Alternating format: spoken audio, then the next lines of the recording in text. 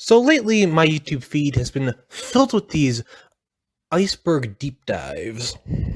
So I spent a lot of time looking at them.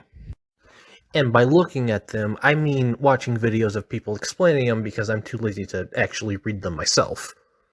I then got curious for an iceberg for a series that only I care about. Hero Factory was a LEGO construction theme that started in 2010 and ended in 2014. Unlike most retired LEGO themes like Rock Raider Space and especially Bionicle, Hero Factory seems to be LEGO's black sheep in comparison with no real big cult audience.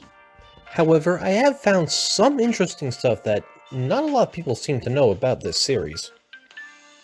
So grab your Swedish fish, pour yourself a cup of Mountain Dew,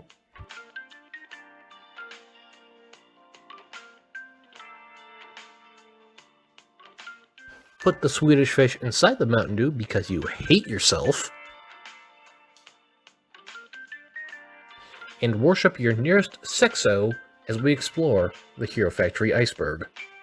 Or at least parts 1 of 2, because this video is taking me a lot longer than I thought, and I put up a poll, and people told me to just split it into 2 parts.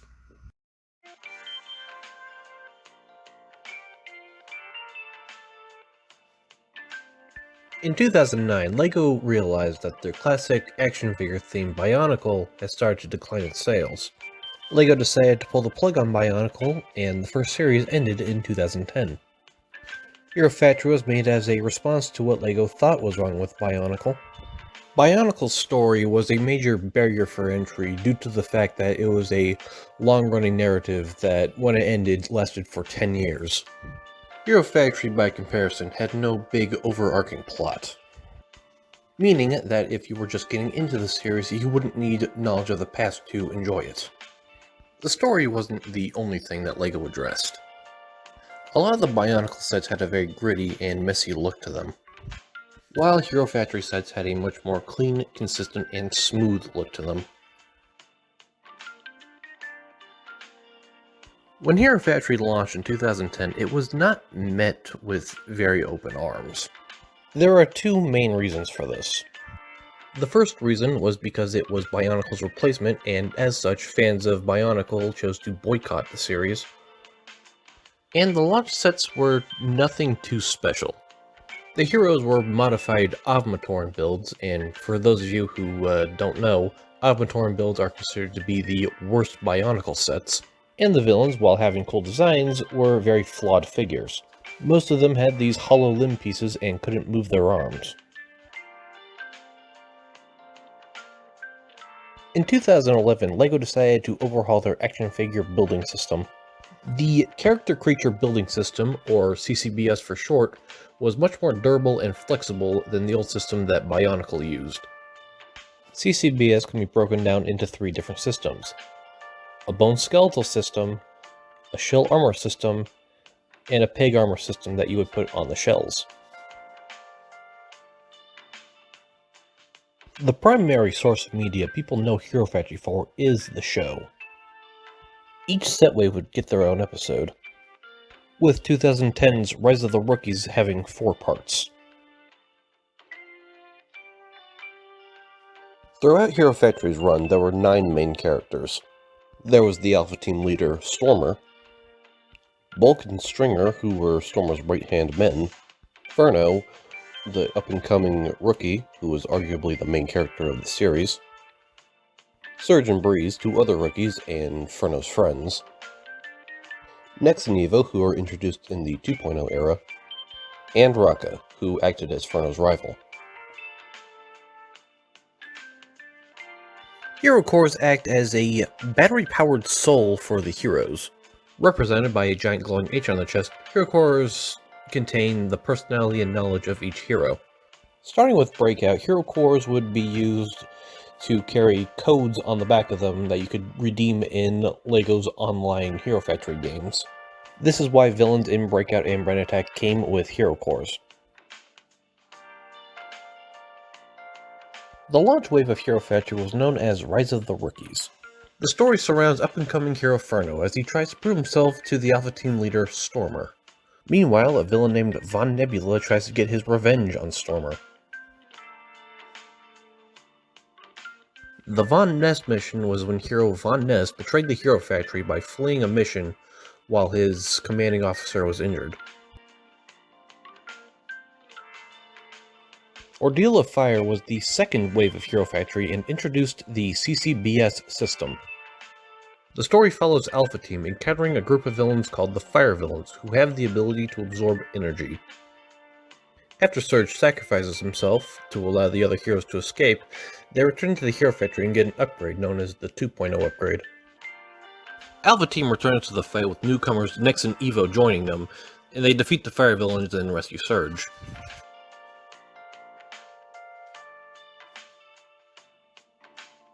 Savage Planet starts with newcomer ROCKA receiving a distress signal from a nearby planet called Quatros. He is then ambushed by the villain Witch Doctor, who is using Quaza spikes to control the animals on Quatros. And Alpha Team is sent to rescue ROCKA while dressed in their fursuits.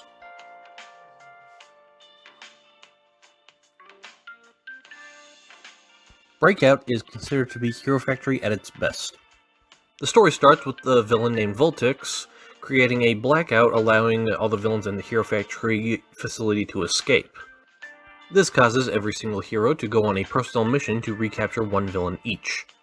Meanwhile, it's revealed that the breakout was a front for the villain Black Phantom to sneak in and steal the plans for the entire Hero Factory. Brain Attack starts with a scientist sending a bunch of sentient brains down to the planet where the Hero Factory resides.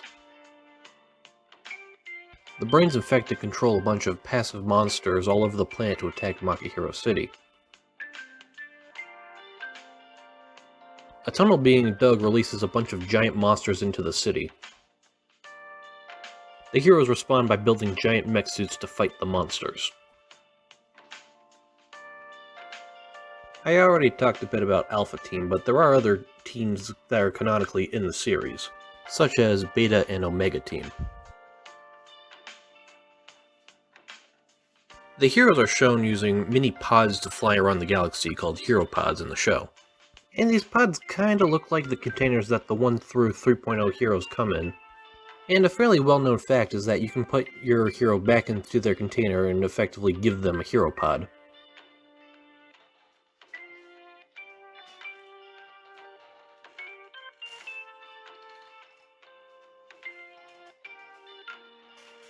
There are two known Hero Factory DVDs, a Rise of the Rookies DVD released in 2010, and a Savage Planet DVD released in 2011. And the Ordeal of Fire episode was released as a bonus feature on the Savage Planet DVD.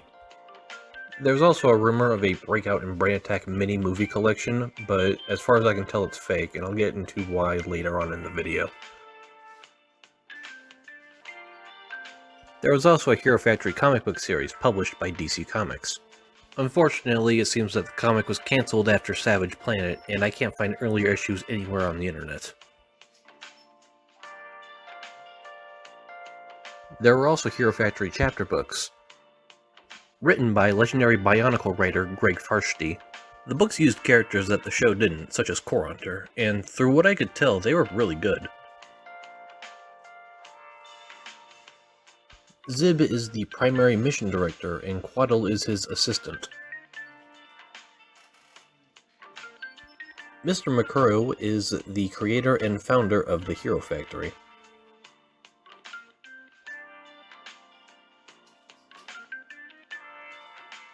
Most sets have official combination models.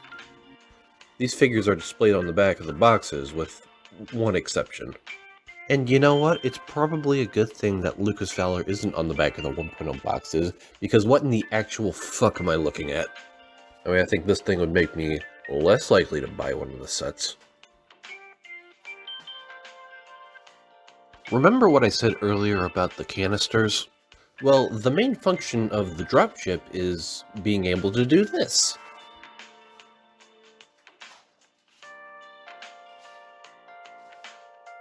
In the second episode of Rise of the Rookies, Bulk, Stringer, and Surge perform what's known as a hero cell. But the reason it's on the list in the first place is because there are these small holes under the hero cores of the 1.0 heroes. And you can almost fit a tube in them, performing your own hero cell yourself.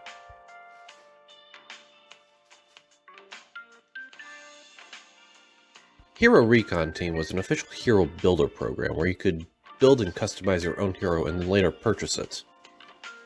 There was an exclusive dual molded chestplate that you could only get through the Hero Recon Team. I kind of regret not getting one myself because goddamn these things are impossible to find. Also, at the end of the Breakout episode, it's revealed that ROCKA is a member of the Hero Recon Team. When Stormer XL vs. Speed of Demon was announced, I was only wondering one thing. How the hell is making Stormer fat allow him to keep up with a guy on a motorcycle? Well, when the Breakout episode came back, the answer was just give him a blue Fronto bike. Unfortunately, making a show-accurate bike would be impossible due to the fact that many of the recolors shown just don't exist. And in case you're curious, this is what Stormer XL looks like on the Fronto bike.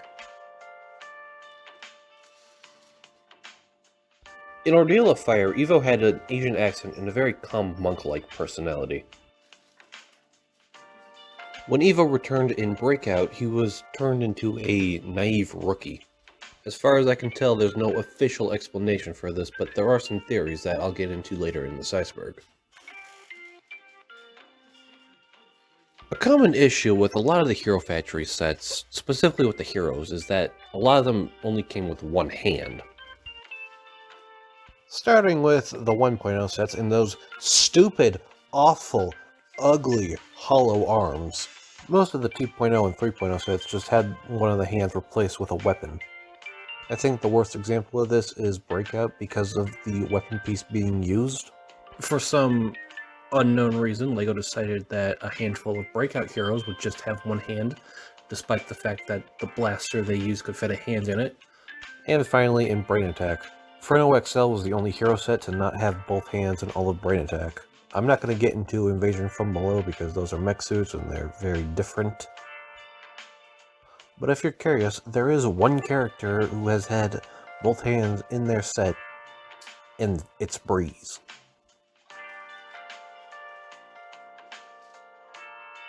Another common criticism that Hero Factory sets got were the open backs of the sets.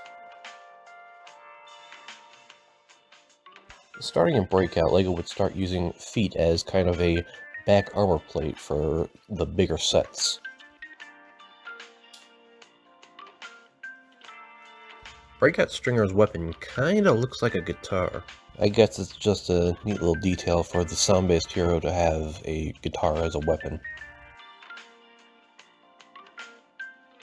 In the third episode of Rise of the Rookies, Stormer gets infected with nanobots that turn him evil for the rest of the episode.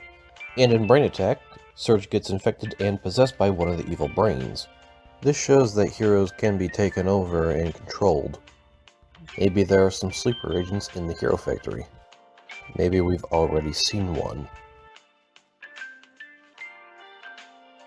In Invasion from Below, 7 of the Alpha Team members got minifigures. In the show, it appears that the minifigures are using a CCBS build. However, making some of these would be impossible due to the fact that they use size 4 armor, which do not exist in blue, green, or red. During the Von Ness mission, a location called New Stelic City is attacked by a giant drone.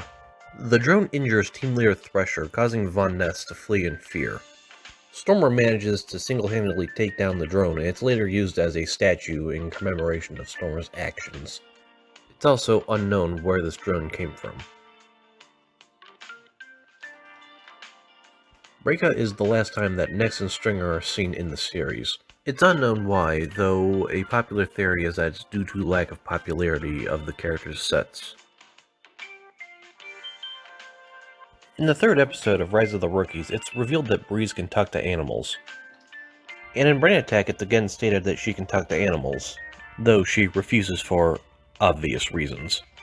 And BREEZ being able to talk to animals is one of the biggest plot points in Invasion from Below. It makes it kinda dumb that you have this character established as being able to talk to animals and you don't bring her to the Savage Planet.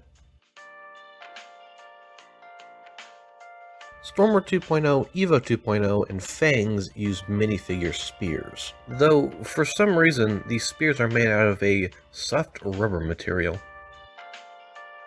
My personal theory is that LEGO didn't want kids stabbing each other with these spears. And Breakout ROCKA did have minifigure spears, though these were made out of the regular plastic. In Breakout, Black Phantom uses anti-QUAZA to shut down mission commanders. It's unknown how he got these powers, but after Breakout, it's never mentioned again.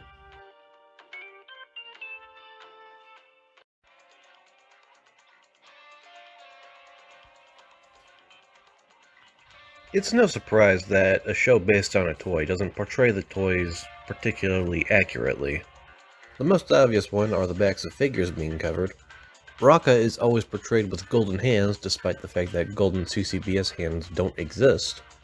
In Rise of the Rookies, BREEZ has a yellow head and core instead of red. In Rise of the Rookies, Bulk for some reason has a blue hero core. And in the Savage Planet special, Witch Doctor has a completely black chest instead of a completely white chest, and his quasar spikes are upside down.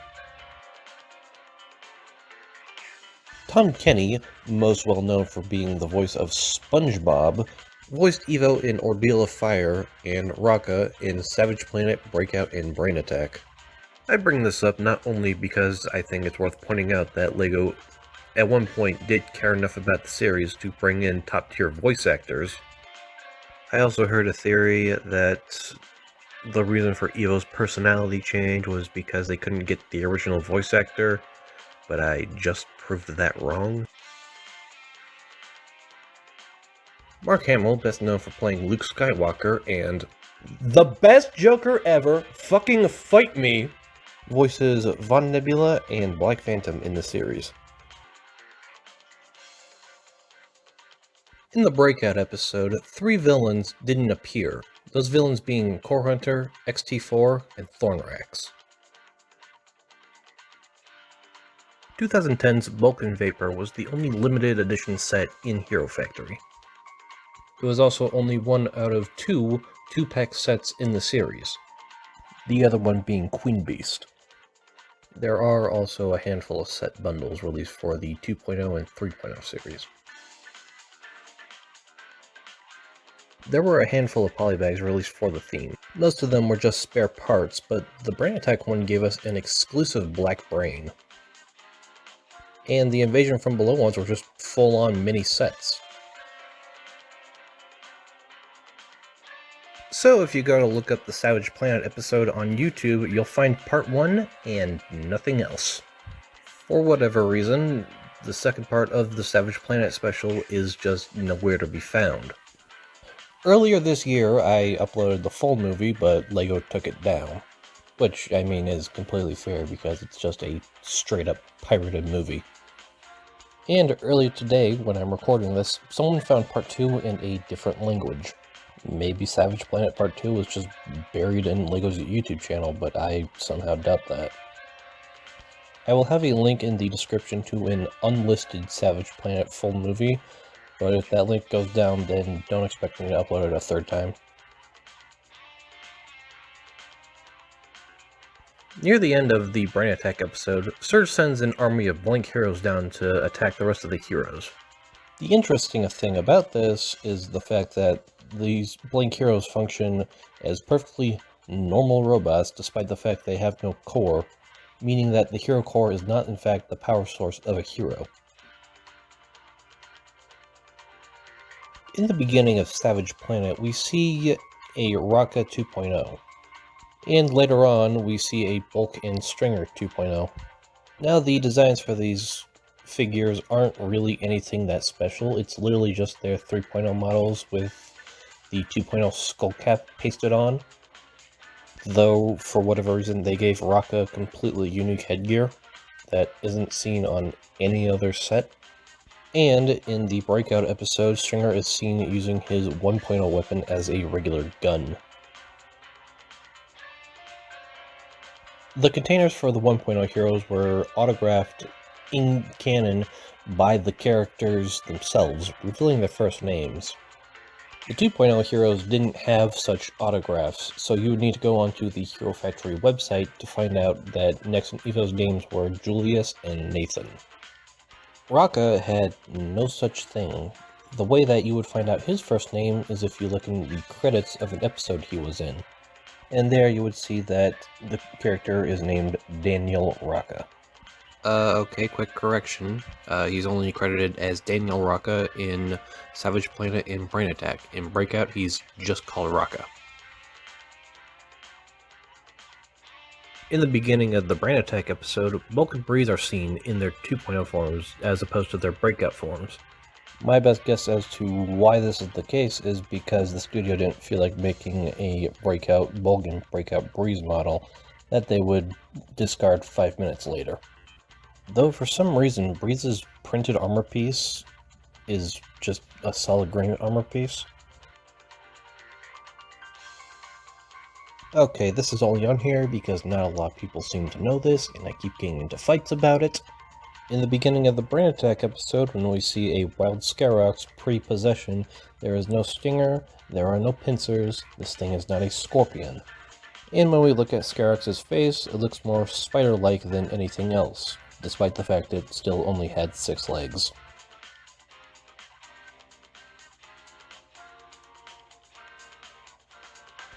Okay, there's actually a lot to cover here, so I'm just going to cover it as quickly and comprehensively as I can. 2010 had 2 games. A villain silhouette creator that I only remember because of how lame it was, and another game called Mission Von Nebula. This game would have you create a hero and go through a bunch of stages taking down villains from the 2010 wave.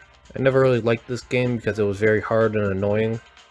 2011 saw the release of Hero Recon Team, which some people would consider to be a game on its own. 2011 also had Mission Ordeal of Fire, which was just Mission Von Nebula with a 2.0 skin slapped on. The hero builder in this game was just Hero Recon Team. There was also a simple side-scrolling beat-em-up called Creep Crushers. This game is important because it features MinionBot 17, who has the most tragic backstory out of any fictional character you can name. Savage Planet also had their own versions of Mission Von Nebula and Creep Crushers. Next up is Breakout with something actually a little more interesting. The Breakout game was kind of a pseudo-adventure beat-em-up platformer. The game would follow each hero during the Breakout while they go and recapture their designated villain. Well, at least everyone except NESS. The game also featured some fairly extensive customizability, so you could modify each hero to your heart's content or just straight up turn each hero into your own original character. Brain Attack was an over-the-head shooter where an original character and a member of Alpha Team roamed the streets of Makuro and disposed of stray brains. And finally, Invasion from Below was a run-and-gun shooter. The gameplay I saw featured the guy jumping through the floor, so that's always fun. BREEZ and THORNRAXX were Breakout Wave 1 sets, everywhere except for the United States. It's just straight up unknown why these 2 sets were singled out to be released in the United States during Wave 2. So in the beginning of Breakout, we can see Waspix just chilling out in a jail cell. And after all the villains get released, we can see Fangs and Scorpio running towards the portal. I mean, clearly this is just the animators repurposing those assets to make the jail cell look more full, as evident by the fact that these animals still have their QUAZA spikes. Or maybe there's just some unknown story where a dog just tries to rob a bank or some, like, crazy shit like that. There is a fair amount of merch for the series outside of the sets, of course. Here I have this amazing Furna Rolex, this Firelord half ruler.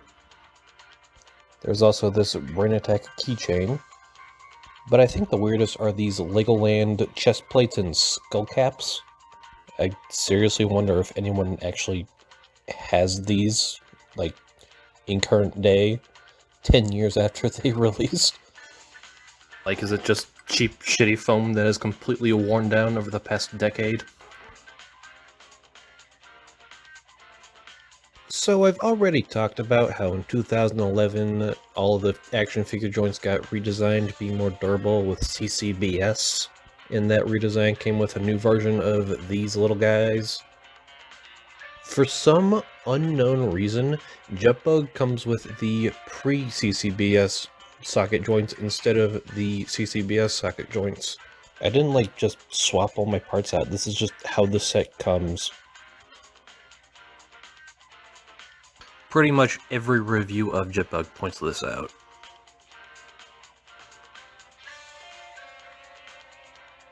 In Savage Planet, Breeze 2.0 and Surge 2.0 can be seen when Witch Doctor gets exiled right here.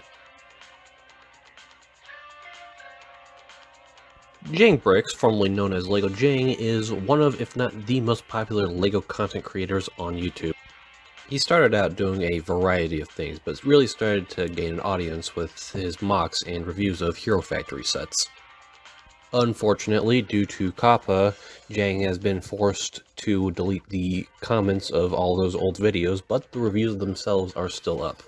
And that's actually going to be the end of part 1. This video is taking me a lot longer to make than I originally thought it would, so expect part 2 to be up in around a month or so. I'll throw a link in the description to when part 2 is ready.